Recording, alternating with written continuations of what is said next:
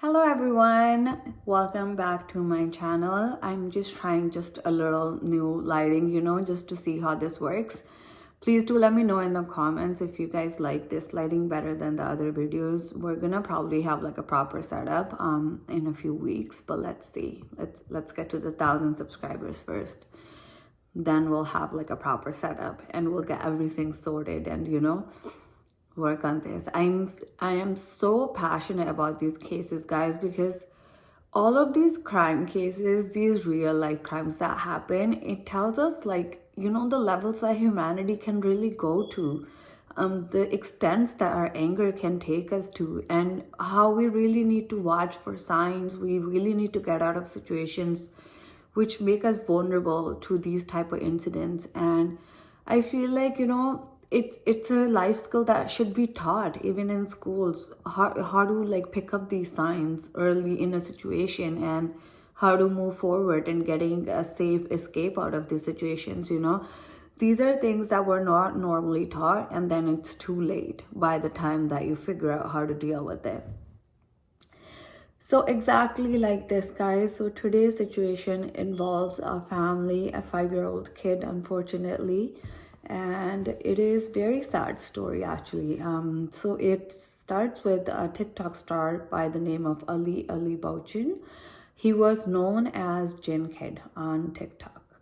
He was really known to do the Scarface impression very efficiently, and he was really good at it. And somewhere along the lines, the impression and his real life lines got blurred, and he couldn't differentiate from the reality to his real life, I guess, online, and he crossed those lines. Ali was born in United States, guys. His parents had moved from Palestine to Staten Island, and he was born in Staten Island. And he was serving in the military at the time he met Anna in Okanagan, Japan. And Anna was a military kid, so she moved around a lot. So at the time she was studying science at the University of Technology in the Philippines, and it's a very credible university, guys. So she was very smart. She also had a master's in science. She was a very intelligent person, and Ali met Anna there, and they quickly began and had a relationship, and they're very attracted to each other. They were very, Ali in the beginning was very loving, and he was controlling, but Anna found it like really something that was cute about him, that he really cared for her. And those should have been the first telltale signs of the abuse that she was about to endure in the beginning years of their marriage. So basically what ends up happening is they get into a relationship, and Ali, at a bar one time in Japan, he gets Ali at a bar in Japan at one time ends up pushing Anna.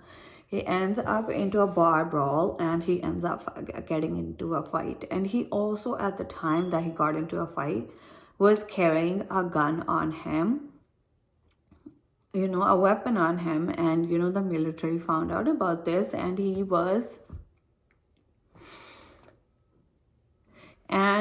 either was at the time going to get court-martialed, or he could take a less than honorable discharge from the military, which is what he did end up taking. So less than honorable discharge from the military.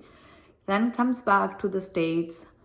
Anna also comes to the States with him. They get married in 2016, and they have a 5-year-old daughter by 2021.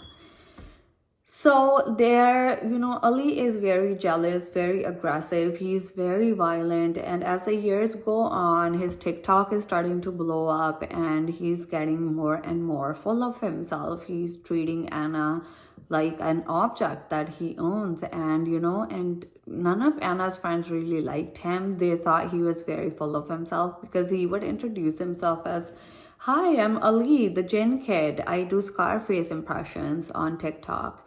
And, that's how he would introduce himself. Normal person does not do that. You'd be like, "Yeah, hi, I'm Ali. I'm Anna's husband," or whatever. But no, he would he would introduce himself as he was like the star of the show. He loved to be the center of the attention, guys. So he was someone who was very like full of himself. Even though internally he was very insecure in the public persona, he would try to show himself as someone who's like so self-obsessed, so full of themselves, so, like he loved himself. And he just loved the fact that he was getting fame, and his TikTok was taking off like crazy. He's getting millions of views, guys, at some point, okay? So his impression was getting better and better as days went on. And at some point, even in his TikTok, he mentions about how he wanted to make a movie on Scarface. Like, he wanted to make the movie and like a different version of it. And he was like, there's so many details that, you know, he could add or change about the movie. And then that was like his goal that he wanted to work on. And he wanted to move to San Diego from, you know, they had settled in Virginia, Anna, Ali and their kid. But he wanted to move to San Diego because Anna had a lot of friends. Ali had a lot of friends. It was Ali's plan to be close to that coast because he wanted to have a lot of meetings with talent managers. He thought he was going to be the next big thing. And that's what they ended up doing. And Ali's cousin also moved there with him. His name was Louis. So he was there, you know. Ali was like, Anna has a lot of friends, I have my cousin there, so let's go to San Diego. So they end up moving to San Diego. And this is where a lot of today's story takes place, in San Diego and the events leading up to it. So Ali and Anna had a friend that was mutual. It was Rayburn Barron, and he was their mutual friend, and he was someone who found Anna really attractive. He just loved the way she was. She was very confident, very beautiful, and you know, she took care of their daughter. But that's not how Ali represented Anna at all. He would present Anna as a mother that's always partying out with her friends. Like, she did not really care about their daughter. And the fact that she was just full of herself, she was living life like she was single. And that's how he presented her online. And you know, at the time that they moved to San Diego, Ali was doing a lot of the white stuff, guys. So that was really making his paranoia go up, and all of the aggression that he had, it just made it like much worse. And I feel like the more he was, you know, according to the story, the more he was doing that stuff, the more paranoid and insecure that he was getting of Anna. And, you know, Rayburn was a mutual friend, and they, you know, he was always around and found Anna very like sweet, very attractive. And he, you know, anybody would love to be with Anna. She was well educated. She loved her daughter. You know, she was an all around person. And that's what ended up happening. So basically, Ali, being the insecure man that he is, he ends up in a fight with Anna, and Anna asked him to move out of their apartment. So he moves out to a motel with this in San Diego, and he's in constant contact with his cousin Louis. Before he moves out, guys, he installed an app on his daughter, his 5-year-old daughter's iPad, where he could listen to Anna if there was any movement in the apartment. And that's what ended up happening. He heard a movement one day, and it was Anna. And he tried to listen really closely to figure out who the other voice was. And soon he realized that it was a male voice. And that threw him into a complete panic. And then he said he heard the worst thing of all, which was R&B music playing, the sexiest of music. So he said he gets into his car, you know, he's yelling into his phone while he's listening to this app. Like, you know, he's listening to the music playing, Anna, don't do it, Anna, don't do it, Anna, don't sleep with him. He goes to the apartment. As soon as he enters, we hear gun sounds on the video footage that is available. He shoots Anna, okay, and then he shoots Rayburn. They were sitting on the couch. He shoots both of them dead. And then he calls the police, tells them, you know, I just found my wife dead. She's been shot. There's a friend with her. He's been shot.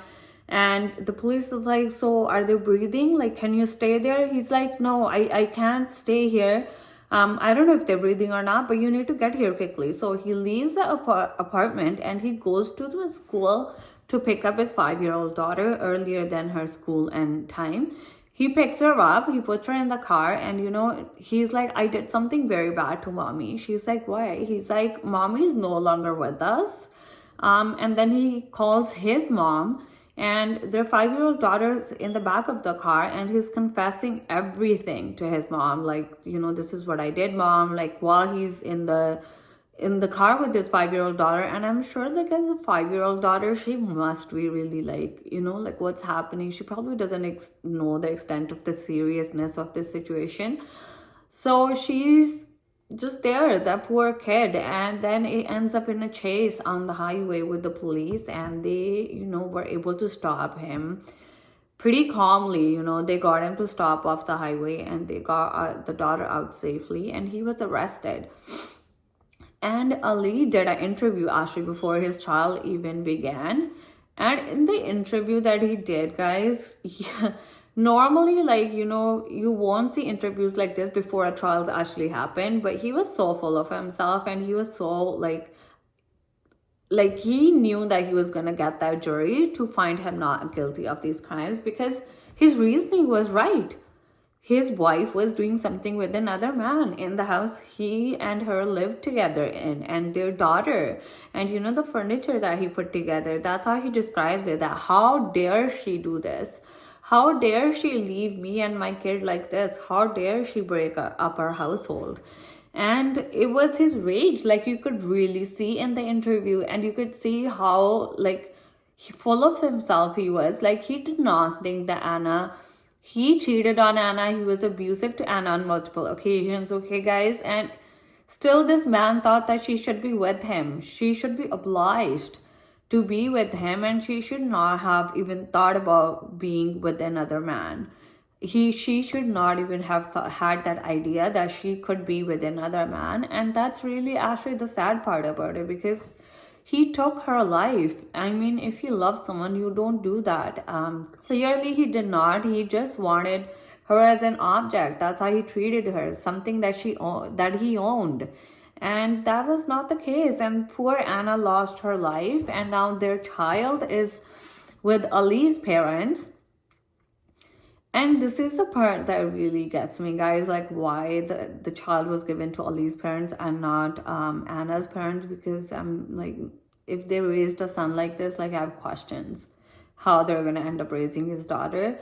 I mean, poor Anna, she's no longer here, guys. And Rayburn Barron, like, he was their mutual friend. And as far as we know, they were not in any kind of a relationship. It was just Ali's mind. He was going crazy for no reason. And poor guy, he lost his life. Maybe he was just trying to be a good friend. And as far as we know, there was no relationship between them of any kind. And then, guys, Ali got sentenced to life in prison without the possibility of parole. And I feel like it's a suitable sentence. He took 2 lives for what? Because he was going crazy. He was so full of himself. And it seemed like he had some mental issues, from the whole story. Like, he was so crazy. The thought of Anna cheating on him had took over his life. And only if someone had just gotten him that help, and the fact that he is so comfortable telling his mom the exact details of what he had done, tells us a little bit about the environment that he's been raised in. Like, he's always probably the kid that his mom saved from all the trouble. I'm sorry to say, like, we should not be blaming the parents, but this is my analysis of it. Usually a kid that is so, like, feels like they're so entitled, that they can control someone else's life, is usually how they're raised. I'm sorry, but that's mostly the case that you see. So a lot of things, I do agree that the parents don't control their actions. They're not the ones that pull the trigger. But if you know that your kid is somewhat like this, or, even Anna knew that he was getting more and more aggressive, somebody should have, like, called the police. Like, I know there was, like, 9 calls made in between the last 3 months before he killed Anna. But because he was, like, in the army, in the military, he never got arrested. Which is scary in itself, like 9 calls, and he never got arrested, never got charged with anything. That just tells you all about the system. unfortunately 2 people ended up losing their lives. And I feel, guys, like from this like whole case, the one thing that I take away is that sometimes we need to show someone like tough love and get the medical help, because it felt like in this case Ali was going down a spiral and he was spiraling, and he needed to get some help. He needed someone to talk to, maybe therapy, maybe a psychiatrist, anybody that could help him get like sort his feelings out, because Anna was not his object that he could own. And I feel like we also need to remember, guys, any decisions that we take, especially if you have kids with someone, you really need to think about those poor babies, because they have done nothing wrong. And no matter what happens between the parents, the kids always get affected. And I feel really bad. The kid lost both his parents. She lost her mother, and then her father is in jail. And so she's without both parents. I wonder, how that poor baby is going to react when she actually comes to understand the truth and, what actually happened. So that was the case for today, guys. And I hope that you guys learned and took something away from it. And, I don't really put any videos, guys, except the thumbnail of the people involved in the case. Just for the respect for the victim. I don't feel like we need to put videos, we need to be aggressive with showing those things, because a lot of just the picture in the thumbnail tells you who's involved. It's like the more you show, sometimes the kid's gonna have access to internet and she's gonna see all these videos, everything, like everywhere, about her mom. And I just wonder how it would affect the victims. That's it. Only out of respect, I don't put anything where we're telling the story. So that's it, guys. Thank you so much for watching today's video. Thank you so much for taking out your time. And again, if you have any recommendation as to what case you want me to talk about next, please do leave those in the comments below, and subscribe to the channel. Do like, share, comment on the video, guys, and let me know if anything could be changed in the way that we present the cases or anything like that. And I love you guys. Take care.